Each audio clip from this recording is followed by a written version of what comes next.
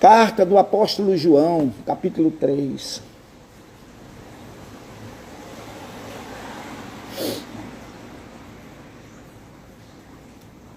Eu coloquei o versículo 16 aí, mas eu quero ler a partir do versículo 11, certo?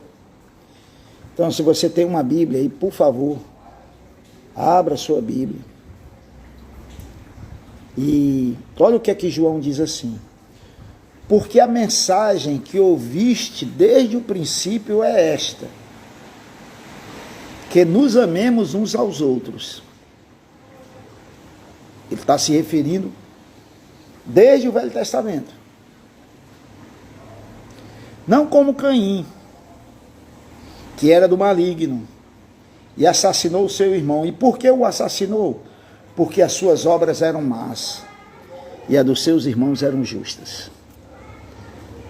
Irmãos, não vos maravilheis se o mundo vos odeia. Porque é lógico, se você tiver esse tipo de amor, um para com os outros, o mundo vai lhe odiar. Nós sabemos, olha como isso aqui é forte, mano. Nós sabemos que já passamos da morte para a vida, porque amamos os irmãos. Aquele que não ama permanece na morte. Todo aquele que odeia seu irmão é assassino. Ora, vós sabeis que todo assassino não tem a vida eterna permanente em si. Versículo 16. Nisto conhecemos o amor, que Cristo deu a sua vida por nós. E devemos dar nossa vida pelos irmãos. Esse versículo 16, todo cristão deveria memorizar. A gente gosta muito de João 3,16, porque Deus amou o mundo e tal. E deve memorizar, e aquilo é uma verdade. Mas 1 João 3,16 não é o nosso versículo predileto, né? Agora, veja a importância, amado, que é dado para o amor ao próximo, ao irmão.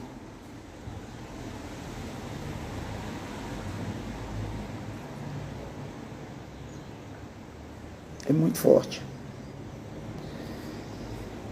João chega a dizer assim, olha, no versículo 14. Às vezes as pessoas perguntam assim: pastor, como é que eu sei que eu nasci de novo?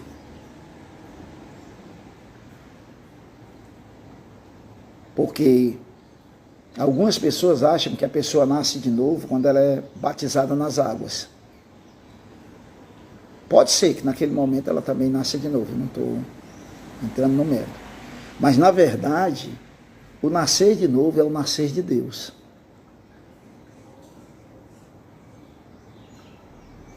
O nascer de novo é quando o Espírito Santo passa a habitar em nós. É por isso que, é como alguém já disse, né? Nascer de novo é quando a vida de Deus entra na nossa vida. Isso é nascer de novo. É sobrenatural. E esse novo nascimento, conforme as Escrituras, é Jesus que faz. Porque é Jesus que batiza com o Espírito Santo.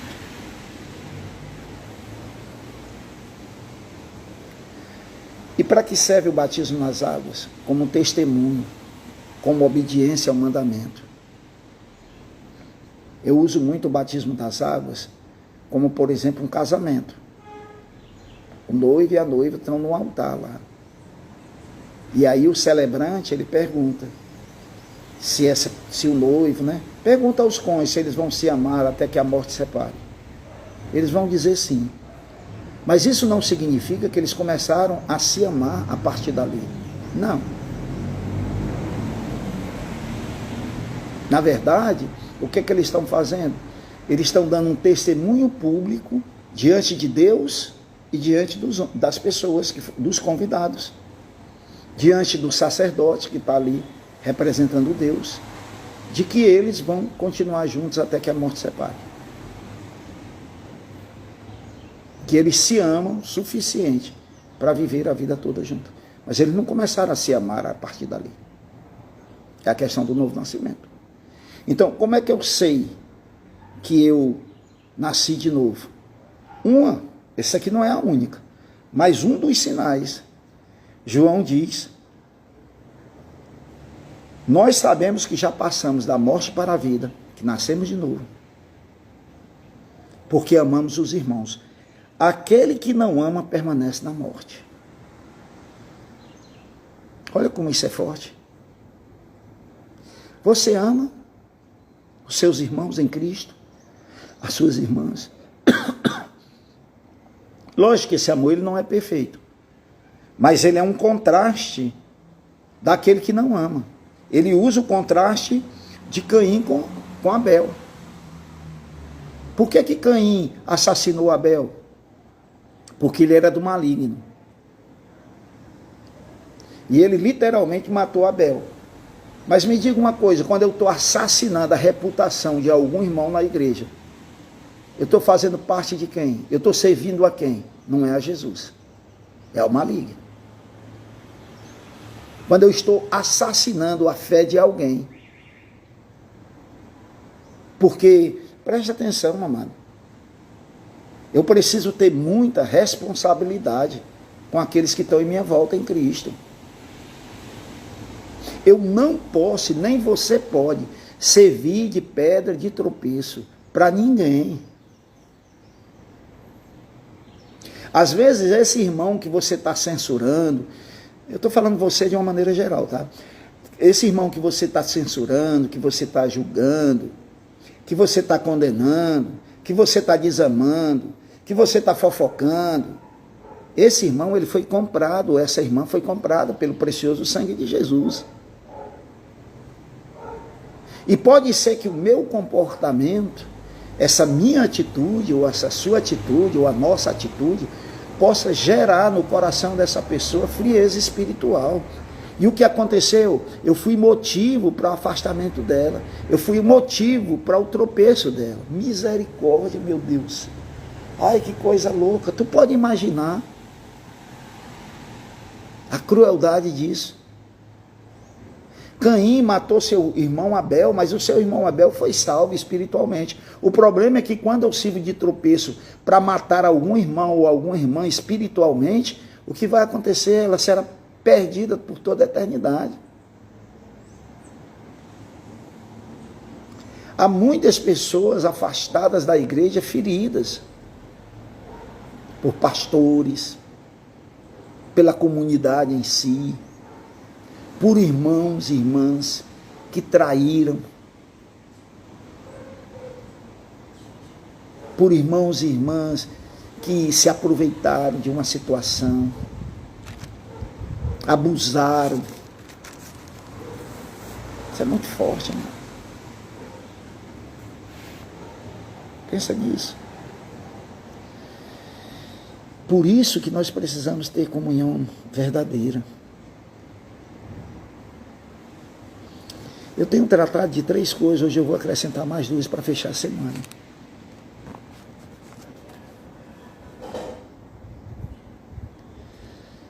Porque, por exemplo, eu não terei uma comunhão verdadeira se não houver sinceridade da minha parte, autenticidade.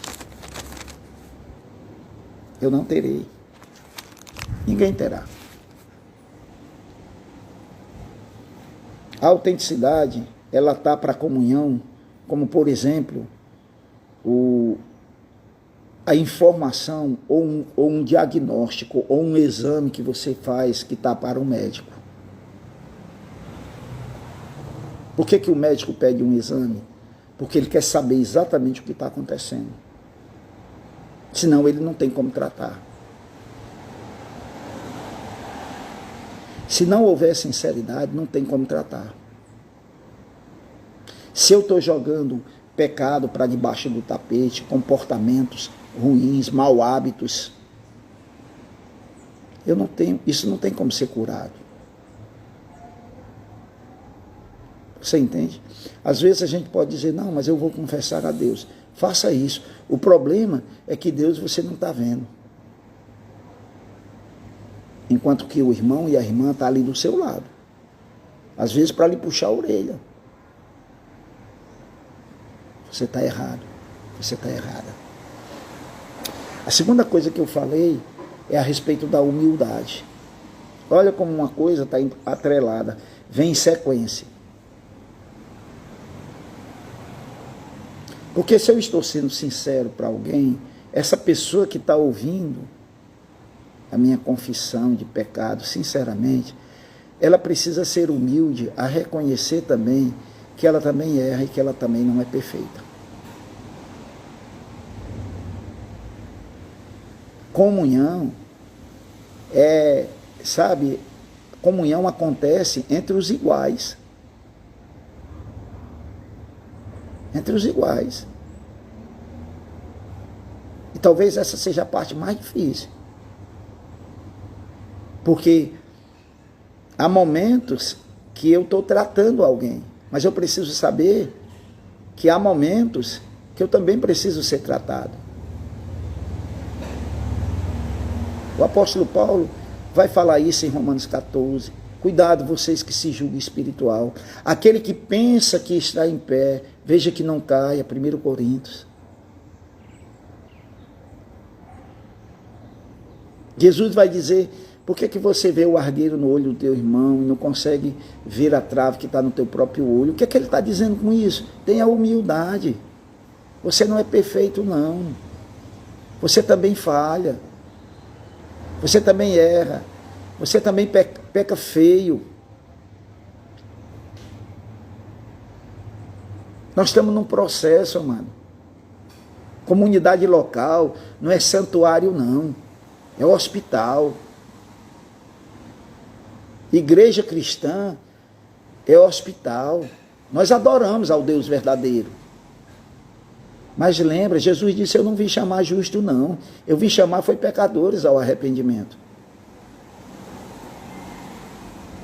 Então, comunidade cristã é um lugar de pecadores, arrependidos, salvos, mas pecadores. Ou você acha que muda? Depois que você entrega a sua vida para Jesus, muda? Não muda, não. O apóstolo Paulo disse, muda o nosso comportamento, mas não a nossa situação de pecador. O que sai é os pecados, mas nós continuamos sendo pecadores, porque o pecado habita na nossa carne. Romanos capítulo 7. Eu não sou pecador porque eu peco. Não, é o contrário. Eu peco porque eu sou pecador. A minha natureza é a natureza pecaminosa. Jesus diz isso, que é do coração do homem que procede todo o mal. Então a minha natureza está caída. Como é que eu vou julgar alguém? Como é que eu não vou ter humildade para reconhecer que também eu sofro e padeço das mesmas dificuldades? É muito forte isso, gente. Tem pessoas que olham para os seus irmãos como se fossem seus adversários. Não são, não. O nosso inimigo é Satanás. O nosso inimigo não é meu irmão nem minha irmã, não. Porque eles caíram, porque eles pecaram, caíram em adultério, caíram em vícios, caíram em roubo, caíram não sei o quê. Eu vou dar com os pés, eu vou chutar. Não. Se eles vão continuar na igreja, a depender de mim, eu vou tratar eles bem. Vou, com certeza. Vou falar, vou cuidar. Porque aí vem a questão da cortesia, que foi a outra coisa que eu falei ontem. Vocês lembram? Eu falei muito sobre isso. Sobre cortesia. O que é a cortesia? A cortesia, ela é diferente da omissão. Tem gente que acha que ser cortês não vou falar, não vou tocar. Não, ser cortês, mano, é você tratar. É você querer ver o bem daquela pessoa. É você ter consideração aos sentimentos. É você respeitar as diferenças e as fraquezas. Isso é ser cortês. Aí eu falei da outra coisa, né? Primeira questão da humildade, primeira questão da sinceridade, autenticidade. Segundo, a questão da humildade. Terceiro, a questão da cortesia. Hoje eu quero falar duas coisas mais, para acrescentar isso aqui. Olha o que eu vou dizer. Uma comunidade verdadeira, um relacionamento verdadeiro, exige sigilo.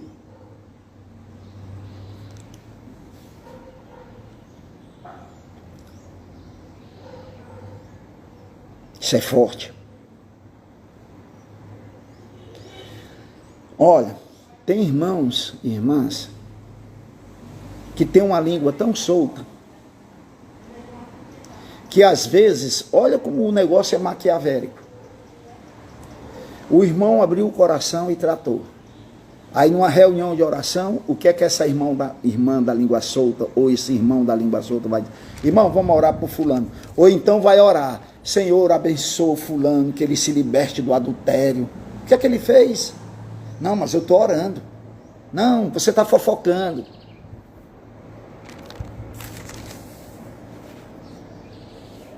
Você está jogando no lixo, você está tirando a oportunidade dessa pessoa. Olha como isso é maléfico, mano.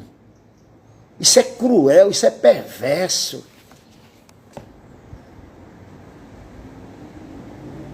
Isso é como se uma pessoa estivesse morrendo afogado e você chegasse com uma caixa d'água e jogasse em cima dela de novo, um balde d'água e jogasse água em cima dela. Você acabou de matar.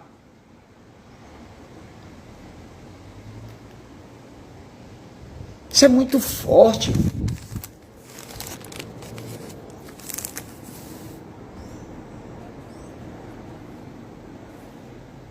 Deus odeia a fofoca. Deus odeia. Deus odeia. Por que Deus odeia a fofoca? Porque Deus sabe que com fofoca, meu amigo, você quer destruir uma comunidade, permeia e fofoca.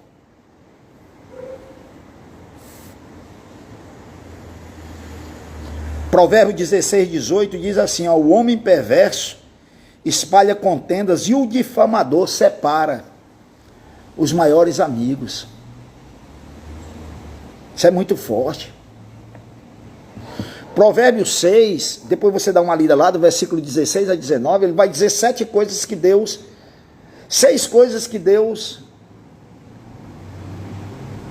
rejeita, que Deus não gosta, que Deus e tal. A 7ª coisa, ele abomina. Sabe qual é a 7ª coisa que Deus abomina? Deus rejeita o cara que derrama sangue inocente. Deus rejeita. Ele vai falando 6 coisas, mas na 7ª ele diz, Deus abomina aquele que causa divisão entre os irmãos. E tem gente brincando e rindo com isso. Mano, é a sua alma, é a minha alma, é a alma daquelas pessoas que estão ali, que precisam ser resguardadas, restauradas. E o pior, ainda tem cristão, que eu não sei se são cristãos, porque sai dali, inclusive, divulgando para as pessoas em casa. Já viu isso? A esposa ou o marido que chega em casa para o não cristão, hoje na igreja, pastor arrebentou, fez isso, pastor fez isso, lavando roupa suja, fora de casa, e acha que está fazendo um bom negócio? Você está sendo inimigo da igreja do Senhor Jesus. Você está sendo inimiga da igreja do Senhor Jesus. Você está lutando contra ele. Jesus diz assim, ó, quem comigo não ajunta, espalha. Quem não está do meu lado é contra mim. Agora, se eu sou contra aqueles que Jesus pagou o preço com seu sangue, eu estou espalhando ou eu estou ajuntando? Meu amado irmão, por favor, em nome de Jesus, O que eu estou dizendo aqui é muito sério. João chega a dizer aqui, olha o que é que ele diz, que quem age desse jeito não nasceu, não passou da morte para a vida, não passou. Ou você acha que porque a pessoa está dentro da igreja, ou até foi batizada nas águas, ela nasceu de novo? Não foi não. E cadê o joio no meio do trigo?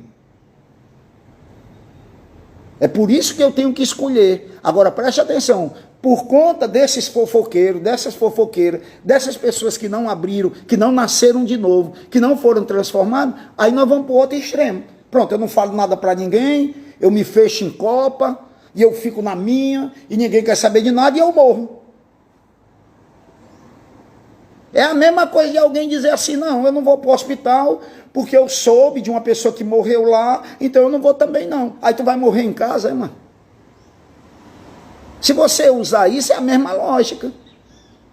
No hospital, em hospital, e principalmente hospital de emergência, morre gente todo dia, todo dia, todo dia, todo dia. Dependendo do tamanho do hospital, as dezenas. Mas quando você está doente, você não vai para o hospital? Porque lá morre gente? Aí você diz, não, vou morrer em casa.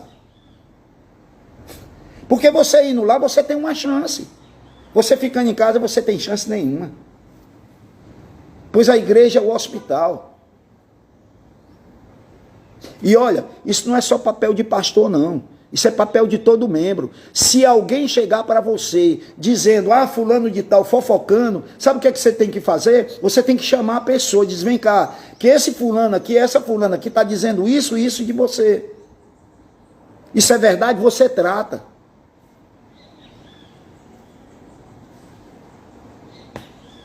Meu ouvido não é esgoto, não, eu ia dizer outra coisa. Por cama chegar com lama podre e ficar jogando. Não, eu não sou isso não, velho.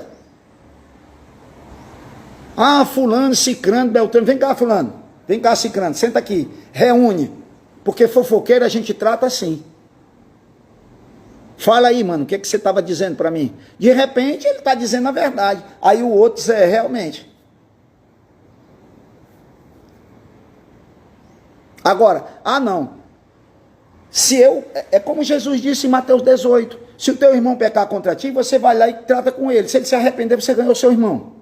Se ele não se arrepender, você vai buscar mais 2 irmãos ou 3, você vai conversar com essas pessoas. Ou talvez mais um. Talvez o pastor da igreja.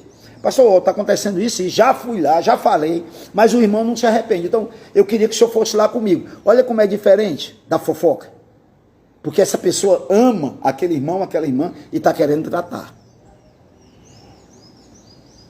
Aí o pastor vai lá, ou o líder da célula, ou o discipulador, enfim, alguém que exerça uma autoridade espiritual sobre aquela pessoa. Aí ele vai lá, ou ela vai lá e trata.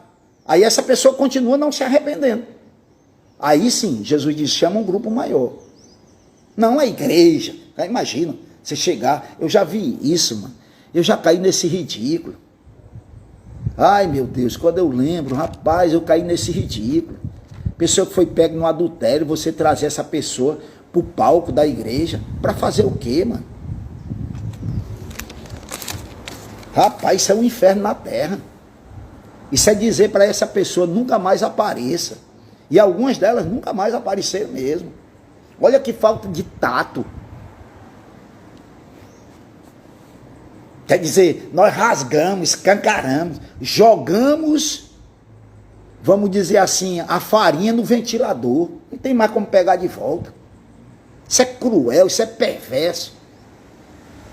Dê um burro na cara dessa pessoa que dói menos do que fazer um negócio desse. Você queimar a reputação dos outros.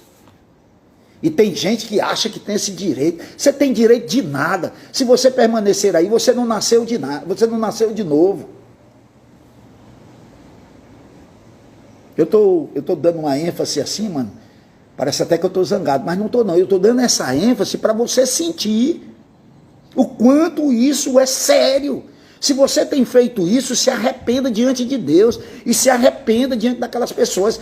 Se alguma pessoa saiu da igreja por conta de uma fofoca que você criou, vá lá e peça perdão a essa pessoa. Peça perdão a Deus e peça perdão a essa pessoa.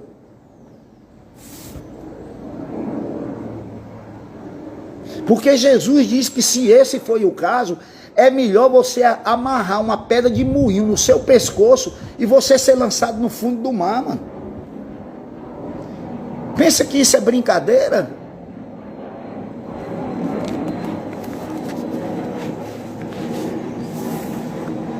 Olha, o pecado da fofoca, um adultério, uma pessoa que foi pega com adultério na igreja, ela não destrói a comunidade. Ela tem que ser tratada. Mas o pecado da fofoca não, ela é capaz de destruir toda a comunidade. Então sigilo, meu amigo, o que está sendo dito ali tem que ficar ali.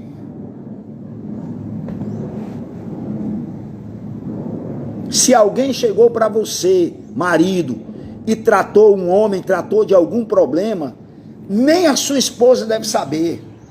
E esposa, respeite o sigilo do seu marido. O que foi que ele diz? Por que ele diz? Por que você não quer me dizer? Porque não é para dizer. Ou vice-versa. Se uma mulher tratou com a sua esposa, aí você fica, sim, o que foi que ela disse? Isso é fofoca. Isso é fofoca.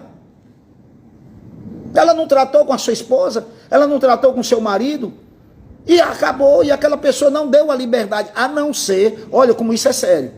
Uma pessoa tratou com você, você não sabe como resolver aquele problema, você tem que perguntar a essa pessoa, eu posso passar isso para o meu marido, ou para minha esposa, ou para o meu pastor, ou para o meu líder, ou para fulano de tal, você aceita eu conversar isso com eles, porque eu não sei a solução. Se essa pessoa disser não, morre ali.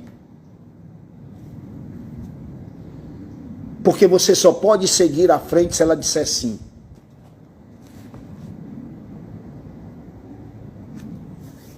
Obviamente que eu estou tratando de pessoas que estão arrependidas querendo. Pessoas que vivem na bagunça, fazendo coisas erradas, pecando deliberadamente. Aí querer que eu fique guardando, meu amigo, aí eu estou sendo omisso. Eu estou sendo conivente. Não, peraí. Não, minha filha, me desculpe. Você tem uma comunidade a zelar. Como é que o pastor está pregando no domingo e todo mundo naquela comunidade sabe que ele é um péssimo, que ele não paga ninguém, ou que ele está bebendo cachaça? Isso é louco, é? Aí eu não vou tratar, eu vou tratar assim. E aí o que o apóstolo Paulo diz, que se os presbíteros, os pastores, ver alguém que foi pego nesse tipo de problema, algum pastor, eles têm que tratar na comunidade. Olha, fulano está aqui. Mas deixa eu falar a segunda coisa. De hoje, né? Que já é a quinta. Sinceridade. Humildade. Tem que ter humildade. Não existe essa possibilidade. Cortesia. Estou falando da quarta agora. Sigilo e a última. Constância. Uma comunhão verdadeira. Tem que ter constância. Tem que ter encontro. Tem pais que diz assim, eu passo muito pouco tempo com os meus filhos, e ele se vangloria disso. Eu passo muito pouco tempo com meus filhos, mas eu passo, assim, mas o tempo que eu tenho com eles é tempo de qualidade. Na semana toda tu fica 1 hora com teus filhos, e tu acha que isso é tempo de qualidade? Tu é besta, macho. Tu pensa que está enganando a quem? Aí tem irmãos na igreja que ele vai uma vez no culto, por semana. Quando vai, olha que os que estão indo toda semana a gente está dizendo que é fiel. Porque tem irmão que vai uma vez por mês. E é duro um negócio desse. Aí como é que uma pessoa dessa vai nutrir relacionamentos próximos? Meu amigo, exige constância. Exige um caminhar juntos. Eclesiastes. Ele diz, rapaz, é melhor ser 2 do que 1, porque se um cair, o outro levanta. Tem irmãos, olha como isso é forte, gente. Tem irmãos que ele aparece de vez em quando, parece que cai de paraquedas, né? Aí ele adoece, ou ela. Ninguém foi visitar, ninguém ligou, ninguém não sei o quê. Aí ela fica achando ruim. Vixe, mas ninguém... Ai, cadê o amor dessa... Se tu não aparece lá, como é que as pessoas vão saber se tu tá doente ou não? Se tu viajou. Eu nunca esqueço disso. Teve uma época aí que alguém pediu oração para uma pessoa, para um irmão, que já tinha morrido 2 dias antes. É louco o negócio desse, mano. E pediu para a congregação. Aí tá lá no palco pedindo, aí alguém lá no fundão disse, não, peraí, mano, tá errado. É para ressuscitar? Porque ele já morreu há 2 dias. Mas o irmão que morreu era tão longe da comunidade que ele morreu e ninguém soube. A não ser um irmão que morava lá por perto. Isso não é forte? Então, meu irmão, para ter comunhão verdadeira, precisa ter constância. Em Atos 2,42 diz que eles perseveravam na comunhão. O que é perseverar na comunhão? É você fazer um esforço para estar lá. Ah, hoje eu estou cansado, não vou. Ah, hoje eu tenho uma coisa para resolver, não vou. Aí você vai minando a sua fé. E você nem sabe que você está correndo sérios riscos de desembocar no inferno com esse comportamento.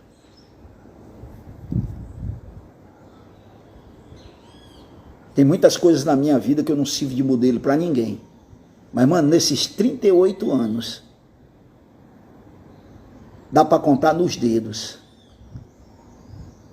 Os domingos. Não, dá para contar nos dedos também, é exagero. Os domingos que eu não pude estar na igreja, porque estava viajando, estava de férias, porque estava doente. Porque eu sempre levei muito a sério o convívio na comunidade. Constância. E não venha me dizer que nesses 38 anos, eu sempre fui para a igreja, para o culto de oração, culto no meio da semana, grupo pequeno, culto de celebração no domingo, que eu fui lá cheio de gás, Não, isso não existe não, velho. Tem dia que você vai só o bagaço. Vai porque tem que ir, mas vai. Porque pode ser que aquele domingo seja o último culto da sua vida. De repente você morre no meio da semana. Agora, mês passado, a pastora pregou lá no domingo, foi bem essa pregação. Na quarta-feira ela teve um infarto e papocou. Foi para a glória.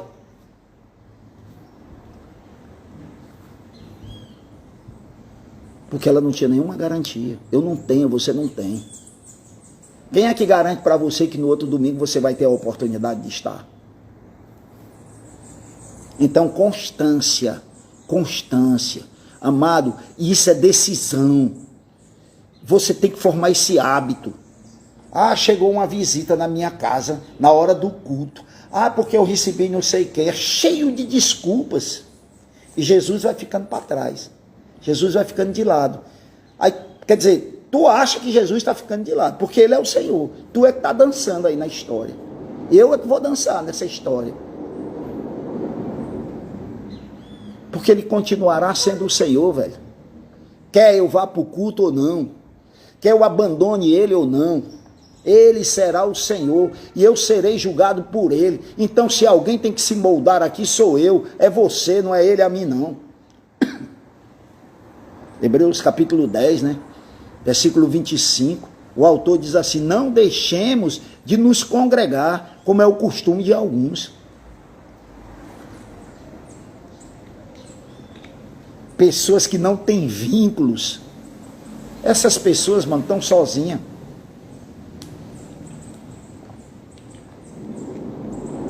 E deixa eu te dizer uma coisa, como nós somos seres humanos sociais, porque o ser humano é o único animal, se eu posso usar assim, racional, Ele é o único ser criado que ele precisa de comunidade. Ele precisa de relacionamentos.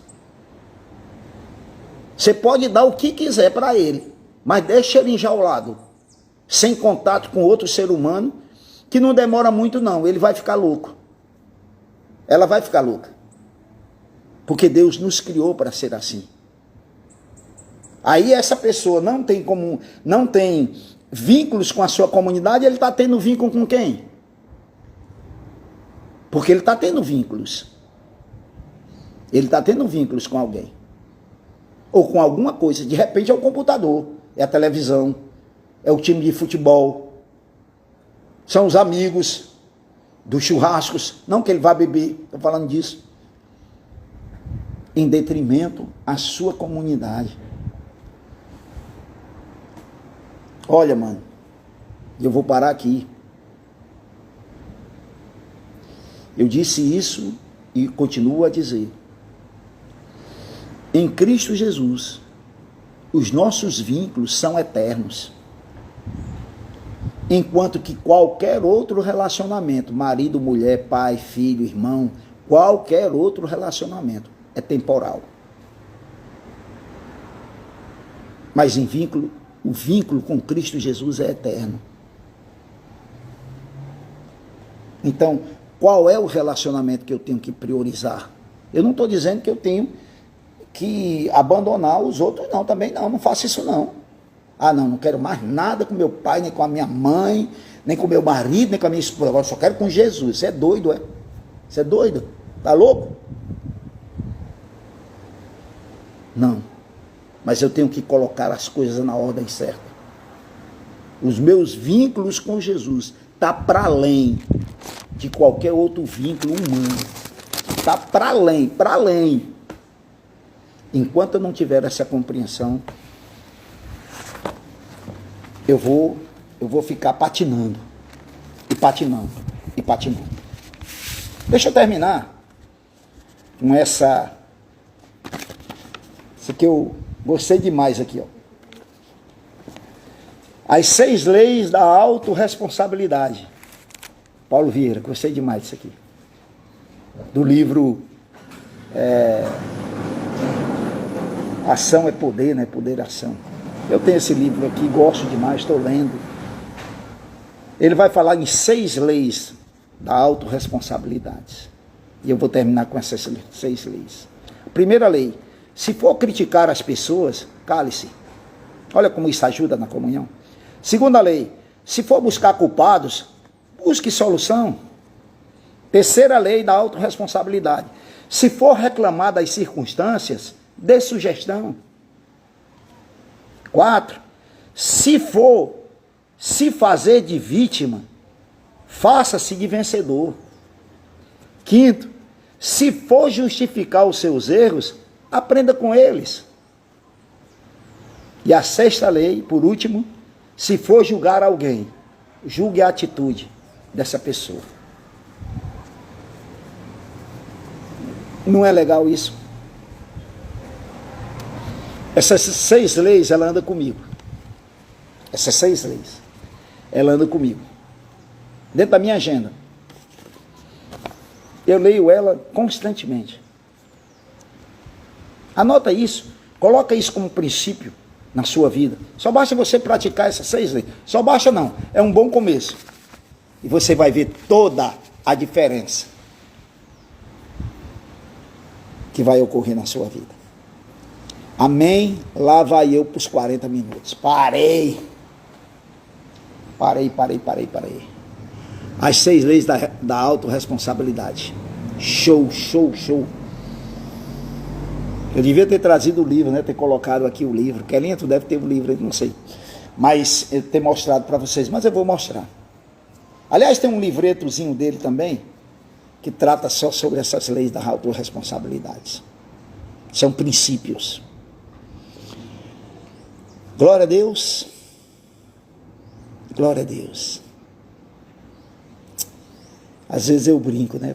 Tem pessoas lá na igreja. Eu amo demais, velho. Sou muito amado por essas pessoas. Aí eu abraço elas e aí eu digo assim: rapaz, É porque Deus mandou a gente ser perseverante na comunhão, mas para mim aqui é é uma facilidade, né? Aí o pastor, Dona Francisca, maravilhosa. Eu acho que temos que trazer essas leis para a nossa vida, para o nosso dia a dia. Tanto é bom para mim como para o meu próximo. É verdade, coloca essas leis aí, gente. E pode ter certeza, eu não entrei aqui não, mas cada uma dessas leis, Jesus já falou sobre elas, viu? O Paulo Vieira não está sendo aqui ele só organizou, e graças a Deus por isso. Tá bom? Tá certo? Deus abençoe. Tenham todos um bom dia, um final de semana maravilhoso. Eu quero que vocês estejam